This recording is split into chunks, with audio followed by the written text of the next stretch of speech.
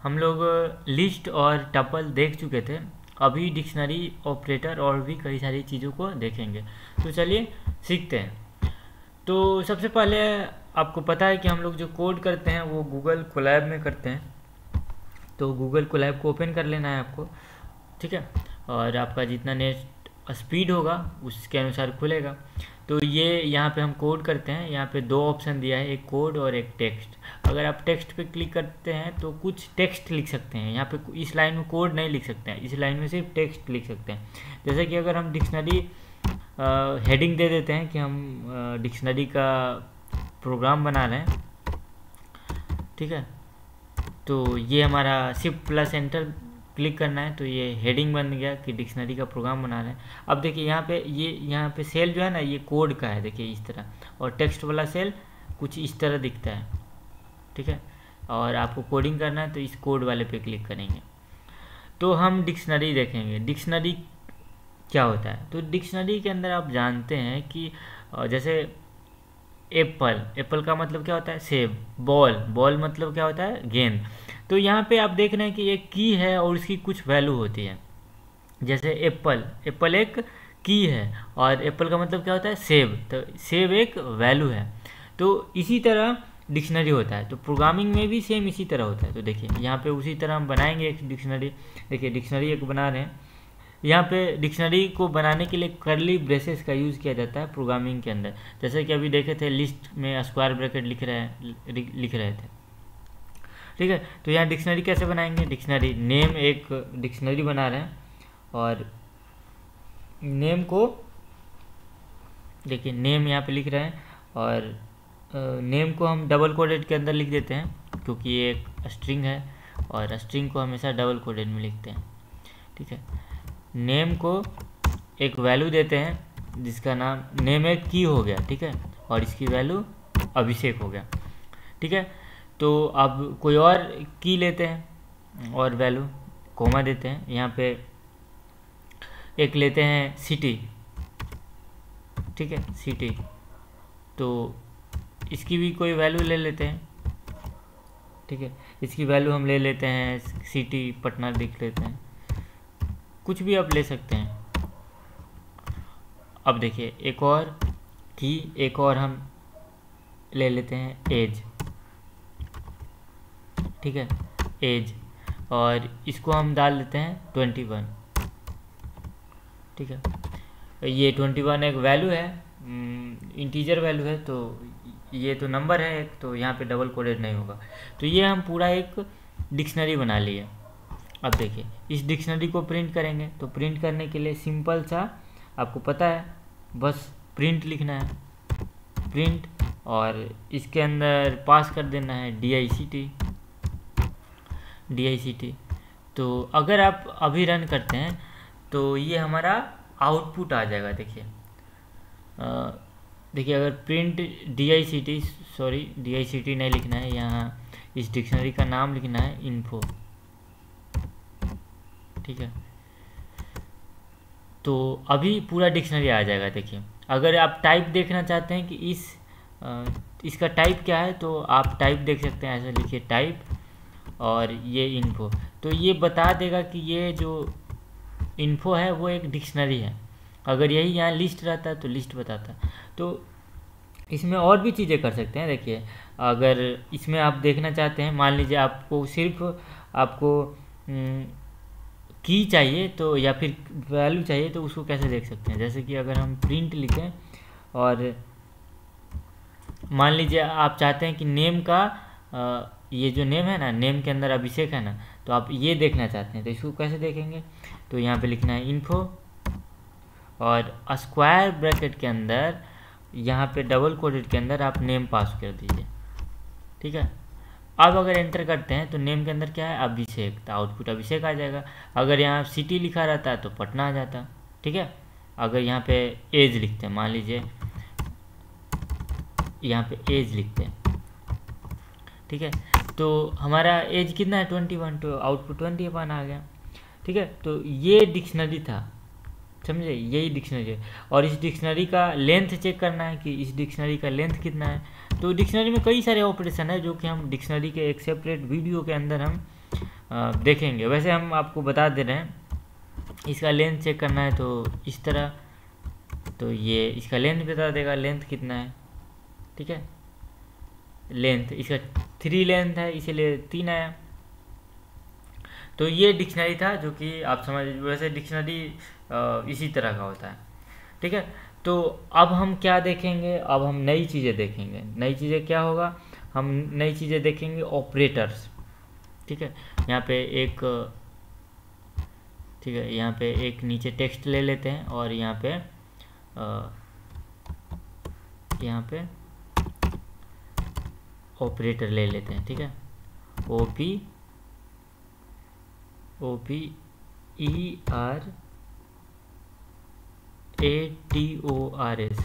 ठीक है, ठीक है, ऑपरेटर से ले लिए। अब देखिए ऑपरेटर्स बहुत सारे होते हैं, हम बता देते हैं। सबसे पहले अर्थमेटिक होता है, अर्थमेटिक, ठीक है। तो सबसे पहले कौन कौन से ऑपरेटर होते हैं वो जान लीजिए। ऑपरेटर क्या क्या होता है यहीं पे लिख लेते हैं, इसी में ज़्यादा अच्छा रहेगा, ठीक है। ऑपरेटर होता है, बहुत सारे होते हैं। देखिए ऑपरेटर कौन कौन से होते हैं हम आपको दिखा देते हैं, इतना टाइप करने से बच जाएंगे। पाइथन ऑपरेटर, ठीक है। देखिए W3 स्कूल खुल गया। तो यहाँ से ऑपरेटर होता है अर्थमेटिक, देखिए यहाँ पे लिखा है arithmetic, assignment, comparison, logical, identity, membership, bitwise. वैसे बिटवाइज का ज़्यादा यूज नहीं होता है, इतना ही होता है, ठीक है। तो सबसे पहले हम अर्थमेटिक देखेंगे। अर्थमेटिक में क्या होता है, प्लस माइनस, मल्टीप्लिकेशन, डिवीजन और मॉडुलस। अब देखिए कैसे निकालते हैं इसको, ये भी बता देते हैं आपको, ठीक है। यहाँ से कोड में जाके और यहाँ से हम देखिए प्रिंट और 2+3, तो ये एक ऑपरेटर है, प्लस ऑपरेटर का हम यहाँ यूज किए। यहाँ पे देखिए अलग अलग हम ले लेते हैं, माइनस, मल्टीप्लिकेशन और ये डिवीजन,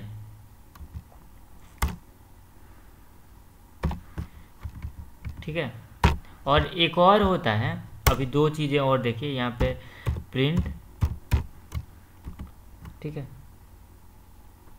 और प्रिंट, और यहाँ पे लिख देते हैं 2+3। देखिए क्या होता है, हम आपको यहाँ दिखा देते हैं,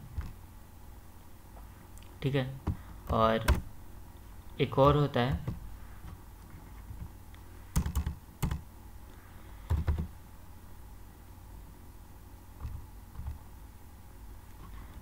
यहाँ पे अब देखिए एकदम आसान सा है,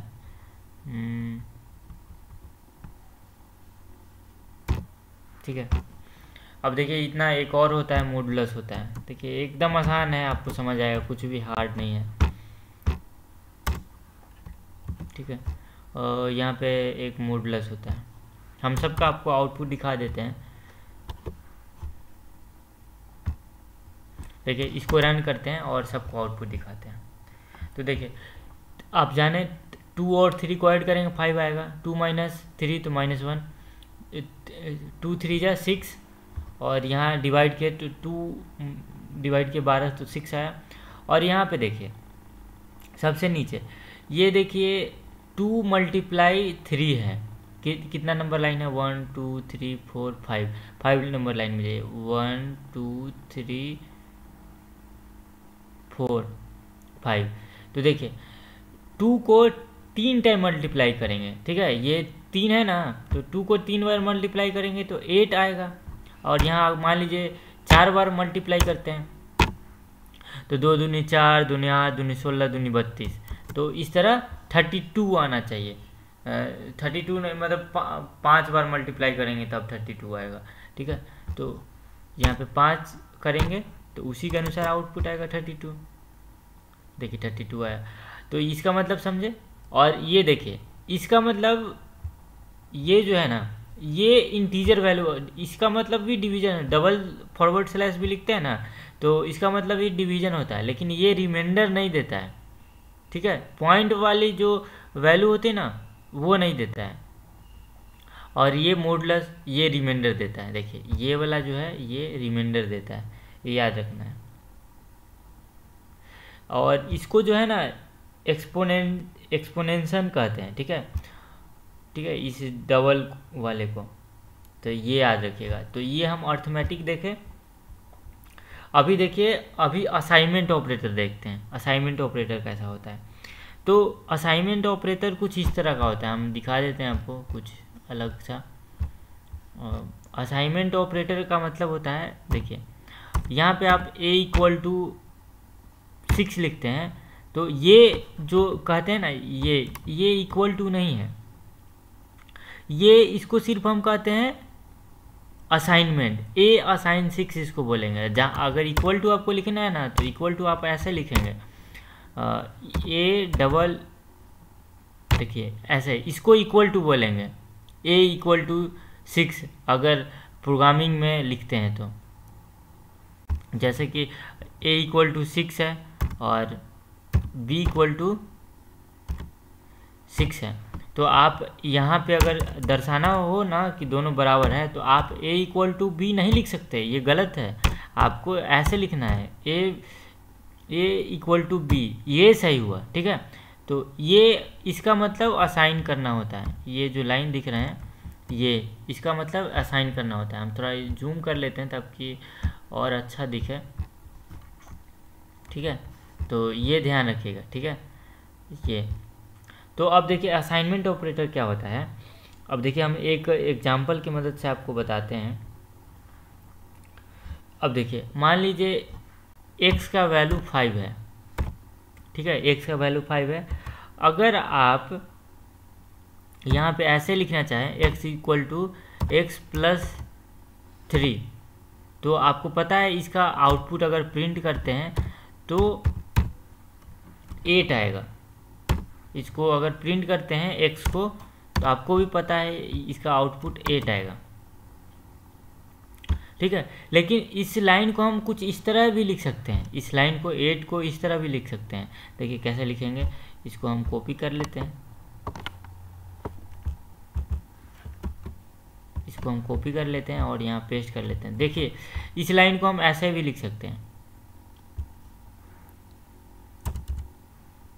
ठीक है, प्लस इक्वल टू भी लिख सकते हैं। अगर इसको भी रन करें ना, तो हमारा आउटपुट सेम आएगा। लेकिन यहाँ पे और ये दोनों में डिफरेंस क्या है कि आप यहाँ ध्यान से देखिए, यहाँ पे 1 2 3 4 5, यहाँ पे 5 स्पेस लिया है। ठीक है, यहाँ पे 1 2 3 4, तो यहाँ पे मेमोरी बचता है ऐसे करने से। ठीक है, तो ये देखिए ये एडिशन का हुआ। अब इसी तरह यहाँ माइनस भी कर सकते हैं। ठीक है, तो 5 - 3, ठीक है, तो 2। इसी तरह मल्टीप्लिकेशन भी कर सकते हैं, डिवीजन भी कर सकते हैं। ठीक है, तो ये था असाइनमेंट ऑपरेटर। हमारे हिसाब से असाइनमेंट ऑपरेटर आपको समझ आया होगा। ठीक है, ये बहुत आसान था, ये कुछ हार्ड नहीं था। अब देखिए, अब एक चीज़, अब हम देखते हैं कंपैरिजन ऑपरेटर। ठीक है, कंपैरिजन ऑपरेटर देखते हैं। ये जो है ना कंपैरिजन ऑपरेटर, देखिए हम अर्थमेटिक देखे, असाइनमेंट देखे, अब कंपैरिजन को देखते हैं। कंपैरिजन कैसा होता है, कंपैरिजन ऑपरेटर। तो देखिए यहाँ पे प्रिंट, और यहाँ पे हम कंपेयर कर रहे हैं। देखिए आप बताइएगा कि कौन बड़ा है कौन छोटा है। तो यहाँ पे इसको कॉपी कर लेते हैं और यहाँ पे कुछ आपको दिखा देते हैं क्या हम बताना चाहते हैं।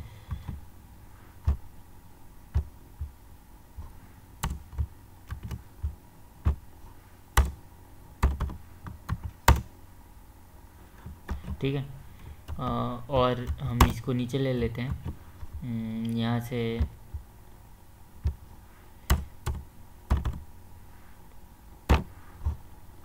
ठीक है, ये अभी हम लिखे हैं, अभी और होता है। यहाँ से एक और ले लेते हैं, नॉट इक्वल टू लेते हैं, ठीक है। यहाँ से प्रिंट लेते हैं, प्रिंट, और यहाँ से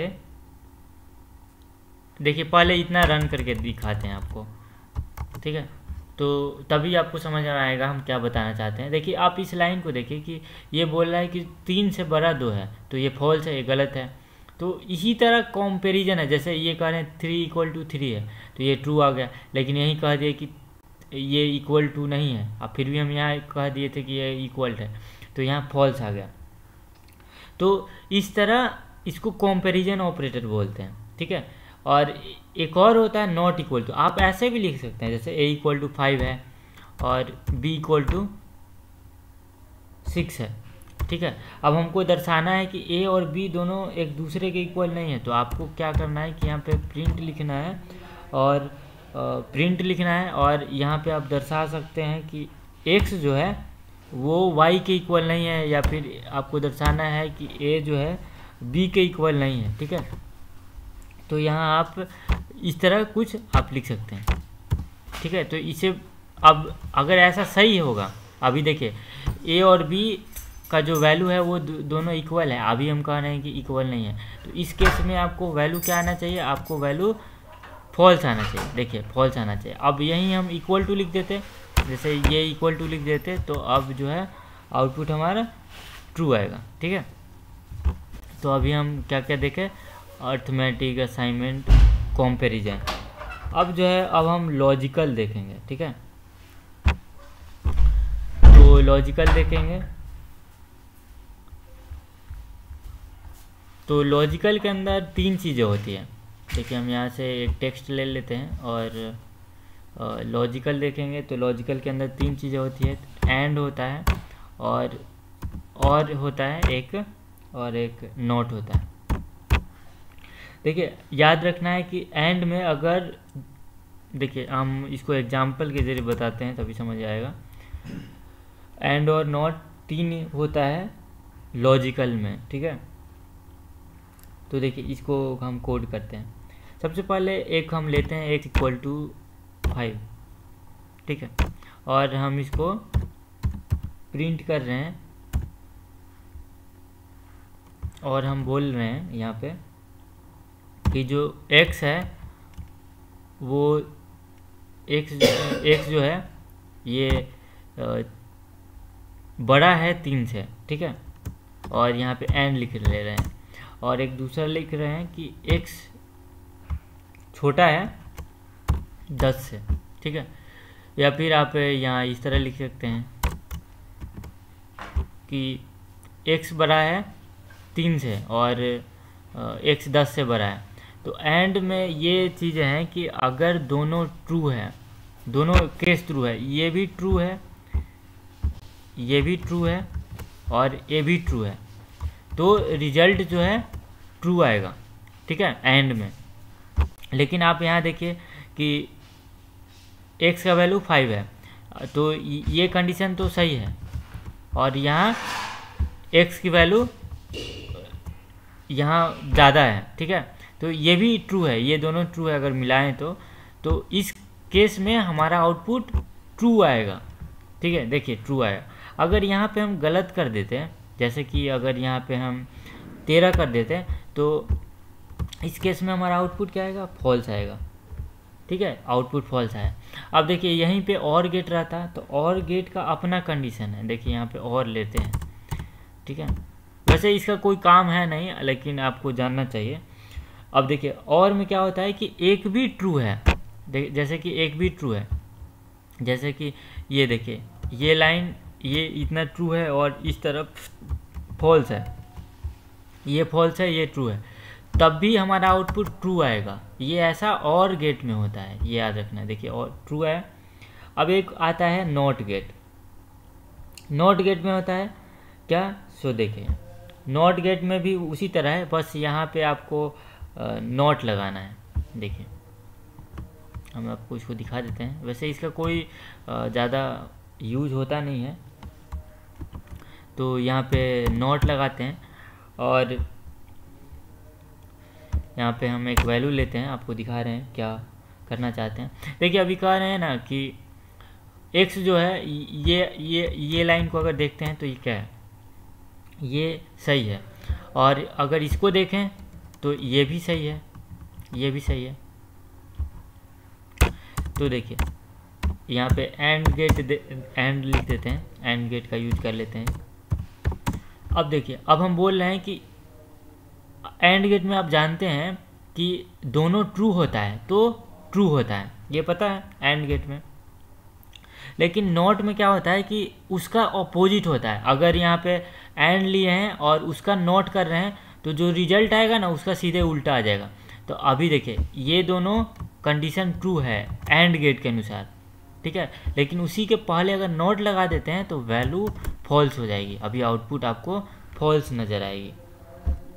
देखिए ये यहाँ पे एक सिंटेक्स गलत हो गया है, ठीक है, यहाँ पे एक सिंटेक्स गलत हो गया, यहाँ पे ब्रैकेट हम नहीं दिए तो यहाँ पे ब्रैकेट दे देंगे, तो अभी हमारा आउटपुट फॉल्स आ गया, ठीक है। तो इस तरह आप यूज कर सकते हैं किसका, इस तरह आप यूज कर सकते हैं लॉजिकल ऑपरेटर का। अभी आइडेंटिटी ऑपरेटर देखेंगे, ठीक है।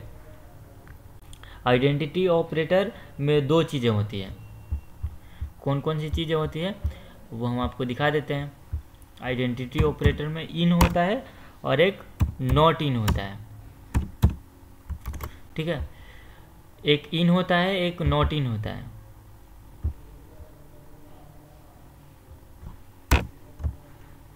एक इन होता है एक नॉट इन होता है, ठीक है। इन का यूज होता है ना कि अगर जो एलिमेंट उसमें है, ठीक है, अगर कोई एलिमेंट कोई लिस्ट में है तो ट्रू रिटर्न करेगा, अदरवाइज फॉल्स रिटर्न करेगा, ठीक है। तो इसको हम एग्जांपल के माध्यम से आपको समझाते हैं। जैसे कि मान लीजिए एक आपके पास ए नाम का एक लिस्ट है, ठीक है, इसके अंदर हम दो एलिमेंट ले रहे हैं, एक एप्पल और एक मैंगो, ठीक है, दो लिस्ट लिए, एक एप्पल एक मैंगो। अब हम यहाँ पे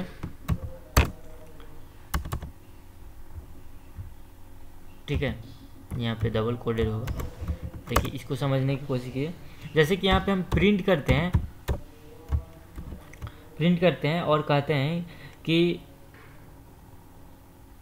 यहाँ हम बोल रहे हैं कि यहाँ पे हम बोल रहे हैं कि बॉल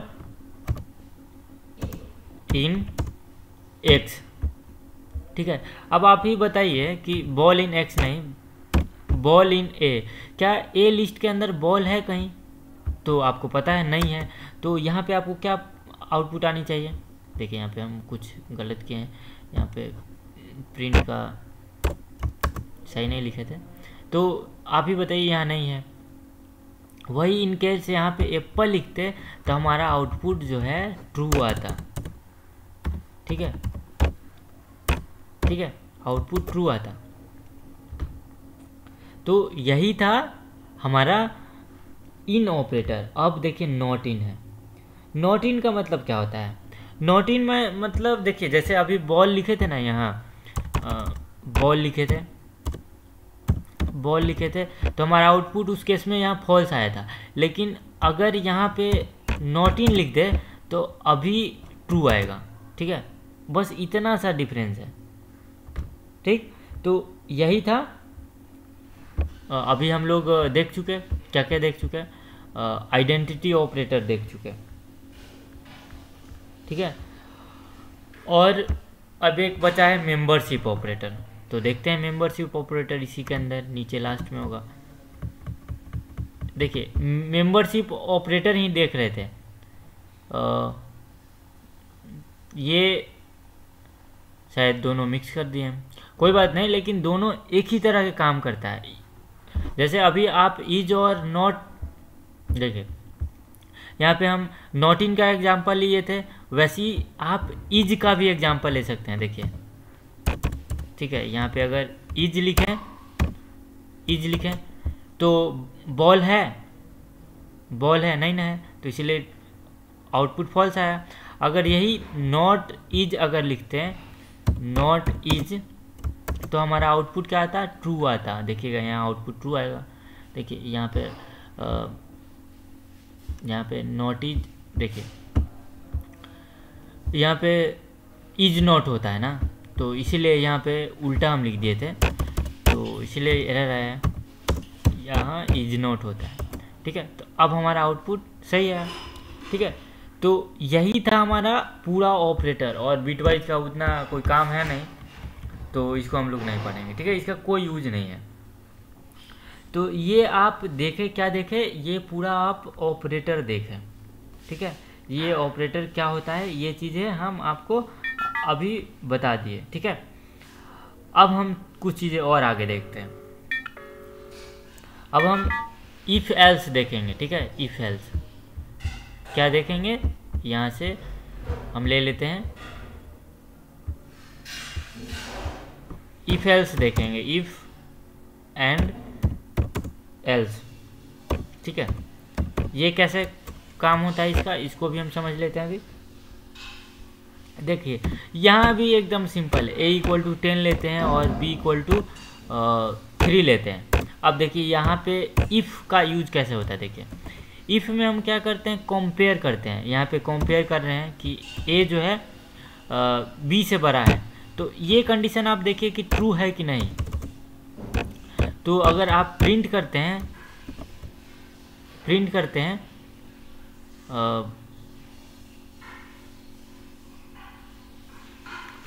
हैं और यहाँ पे लिख देते हैं ग्रेटर, मतलब ट्रू मतलब कुछ भी। यहाँ पे अगर अभिषेक लिखते हैं ABHISHEK, देखिए इफ़ का काम क्या है कि अगर इफ़ के अंदर जो आप पास किए हैं, ये जो पास किए हैं, तो अगर ये ट्रू है, मान लीजिए देखिए a का वैल्यू कितना है, a का वैल्यू 10 है और b का वैल्यू 3 है, तो अगर कंडीशन सही रहा तो हमारा आउटपुट जो है अभिषेक प्रिंट होगा। ठीक है, देखिए यहाँ पे कॉलन होगा, इसीलिए आउटपुट नहीं आया। तो देखिए अगर यही हम यहाँ पे स्टेटमेंट जो है ना गलत कर दें, यहाँ पे अगर वैल्यू 13 दे दें, तो अभिषेक प्रिंट नहीं होगा। यानी कि इफ़ का काम क्या होता है कि इफ़ के अंदर जो लिखा हुआ है स्टेटमेंट, वो अगर ट्रू होता है तो उसके नीचे का लाइन जो लिखा है वो प्रिंट होता है। और यहाँ याद रखना है कि इफ़ के नीचे इंडेंटेशन होता है, यहाँ पे स्पेस दे के ही प्रिंट लिखेंगे। अगर ऐसा नहीं करते हैं तो एरर आएगा। ठीक है, अब देखिए इस केस में अगर रन किए थे, यहाँ स्टेटमेंट गलत है तो रन किए तो कुछ भी नहीं प्रिंट हुआ था। देखिए यहाँ पे कुछ भी नहीं प्रिंट हुआ था, तो इस केस में हम एक एल्स कंडीशन दे सकते हैं। ठीक है, एक एल्स कंडीशन दे सकते हैं। ठीक है, एल्स कंडीशन दे सकते हैं और यहाँ पे प्रिंट लिख सकते हैं, प्रिंट कुछ भी यहाँ पे लिख दीजिए। मान लीजिए अगर आप यहाँ पे a+b कह देंगे, तो जैसे कि ये कंडीशन फॉल्स है तो a+b हो जाओ, तो यहाँ पे a+b भी हो जाएगा। देखिए यहाँ एल्स के अंदर सेमीकोलन हम छोड़ दिए हैं, इसलिए ऐसा एरर आ गया। ठीक है, देखिए अभी भी एरर है। एल्स के बाद यहाँ जो है इंडेंटेशन एरर है और यहाँ। ठीक है, तो इस तरह आप कर सकते हैं। अब देखिए एक और होता है एल्स इफ। तो यहाँ पे एल्स इफ में होता है ना कि आप एक और कंडीशन पास कर सकते हैं। जैसे अगर आप यहाँ पे एल्स इफ लगा के एक और चीज़ पास करते हैं, पता है क्या, यहाँ पे देखिए हम एक चीज़ दिखाते हैं, ELIF, एक ये भी होता है। अगर हम यहाँ पे लिख देते हैं कि अगर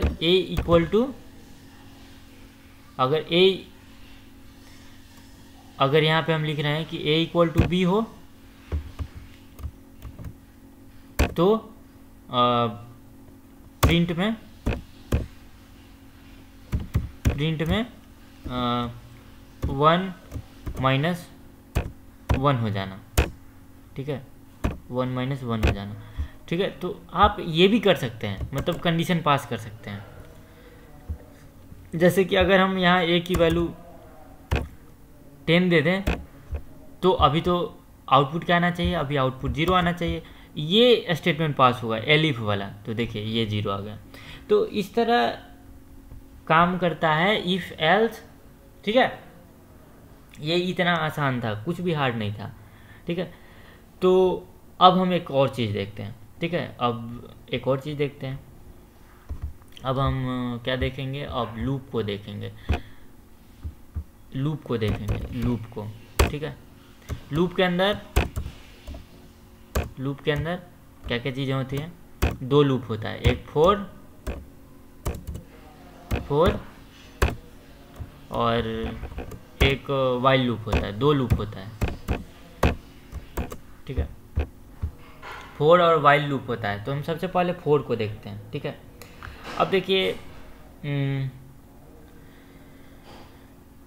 फोर और